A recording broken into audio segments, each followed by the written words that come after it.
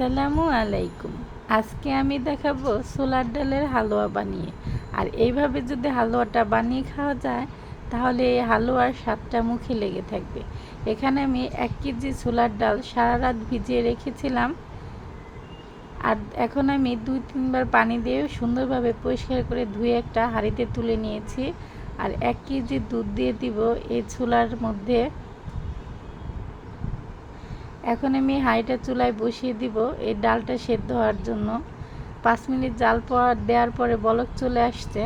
আর এভাবে আমি ছোলার ডালটা সেদ্ধ করে নিয়েছি। এখন আমি এই ডালটা একটা ব্লেন্ডার মেশিনে দিয়ে ব্লেন্ড করে নেব। আর এদিকে আমি একটা প্যান চুলায় বসিয়ে দিয়েছি। এখানে আমি 1 কাপ পরিমাণ ঘি দিয়েছি। ঘির মধ্যে 2টা এলাচ ও দারচিনি দিয়েছি। দারচিনি আর এলাচটা একটু ভাজা হওয়ার পরে যে ডালটা আমি ব্লেন্ড করে রেখেছিলাম সেই ডালটা এই ঘির মধ্যে দিয়ে দিব। আর এখানে আমি 1 কাপ চিনি দিয়েছি। মিষ্টিটা আপনাদের পছন্দ অনুযায়ী দিতে পারেন।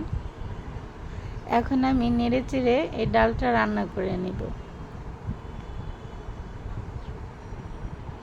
এখন আমি এই ডালের মধ্যে আরও 1 কাপ দুধ দিয়ে দিব, কারণ এই ডালটা সেদ্ধ হবে পুরোপুরি। আর সেদ্ধ হওয়ার জন্য এখানে আমি দুধ দিয়ে দিয়েছি। এখন নেড়েচেড়ে অনবরত রান্না করতে থাকব।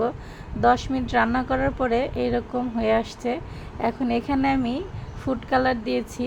আমি এই হালুয়াটা হালকা পিঙ্ক কালারের বানাবো, এজন্য আমি এখানে রেড ফুড কালার দিয়েছি অল্প পরিমাণে। এখন আমি নেড়েচেড়ে সুন্দরভাবে এই হালুয়াটা রান্না করে নেব। আর যে এলাচ আর দারচিনিগুলো দিয়েছিলাম সেগুলো আমি তুলে নিব, কারণ ওইগুলো আমি ফ্লেভারের জন্য দিয়েছিলাম। এখন আমি এখানে 1 কাপ পরিমাণ গুঁড়া দুধ দিয়ে দিব।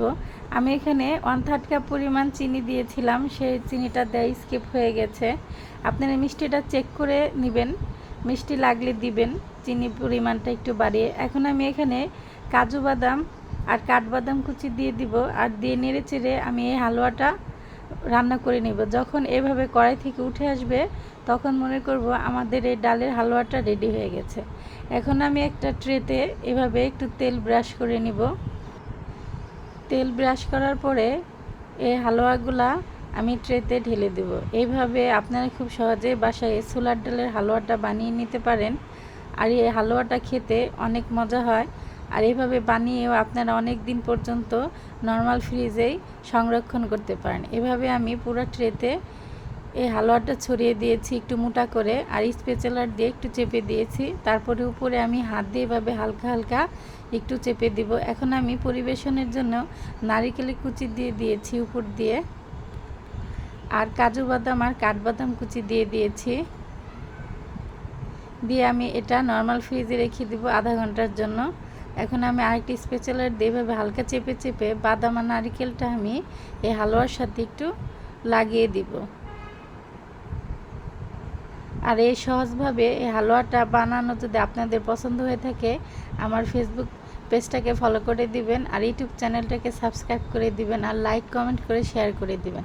আধা ঘন্টা পর আমি এই ফ্রিজ থেকে হালুয়াটা বের করে এখন একটা ছুরির সাহায্যে এভাবে পিস করে কেটে নিব। পিস করার পরে আমি একটা প্লেটে সার্ভ করে নিব। আবার আসবো নতুন কোনো রেসিপি নিয়ে। ততক্ষণ সবাই ভালো থাকবেন। আসসালামু আলাইকুম।